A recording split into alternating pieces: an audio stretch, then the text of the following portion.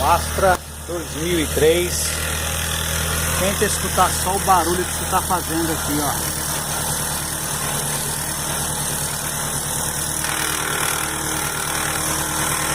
O que será que é, né? Dá pra adivinhar, né? O cara rodando com esse carro desse jeito.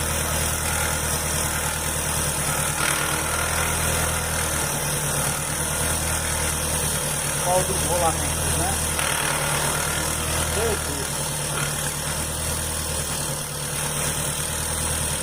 Bom, eu vou desligar aqui, soltar a correia de acessórios e vou ligar novamente para ver se o barulho continua. Já já eu volto para a filmagem.